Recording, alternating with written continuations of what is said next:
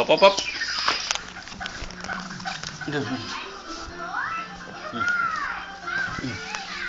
Ayan. Ayun mo. Ay, ganito.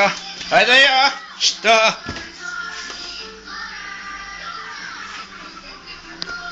Ito. Yung anak mo ayaw nang gagapang basta-basta. Yan. Yan, gumagapang ng sarili.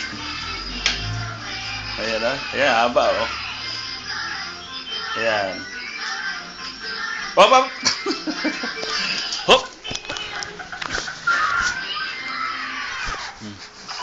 Pagka napagod, ano na naman.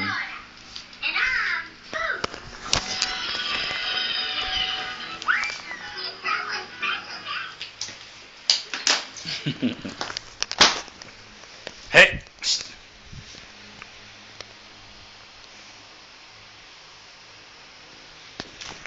Hop, hop. Tayo.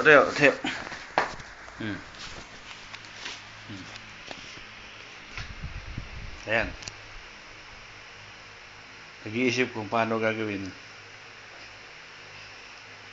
Ito kami siya silong na dalawa. Sige, go! Ano, ayaw mo na? Upo. Ay, pinapawisa sa batang ka rin. Oh, game. Oh. Oh, ito siya, oh. Ito. Wah. Yan, oh, umuupo. Ayan, oh. Gumagapang na lang. Ayaw na umusad. Oh, tamo. Pupunta sa may pinto. Pupunta sa hagdanan. Yan. Ayaw nang umano. Ayaw nang gumapang. Ayan. Hop, papanik siya. Papanik. Hop lang. Ano yung ginagawa mo? O yan, papanik yung sarili, ha? Sige nga. Ayan. Sige, go! Panik! Sige! Yan, siya mag-isa. Hingal. Sige, punta sa lola. Eh, nalalaya ko lang. Pero hindi ko hinahawakan. Yan. Go! Sige! Malapit na. 3 baitang na lang. Pupunta ka sa lola mo. Ayan na. Grawo. Sige, go. Ayan, nakasampa. Hindi na pwedeng iwanan. Punta ron sa lola. Sige. Punta ron. Sige, yakit. Ganyan lang ba?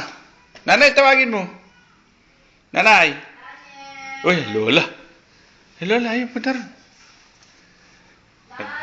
Uy, tawagin na lola. Nagpahinga. Sige, tawag pa, nay. Ayun, punta ron, lola. Ayan, punta ron. Lola. Oh, sige, punta ron, lola. Ayaw. Hindi lang. May hulog eh. Walang yan. Gusto lang din eh. Oh, tama na muna yun. Parang baka hindi mai-ano ni Jill.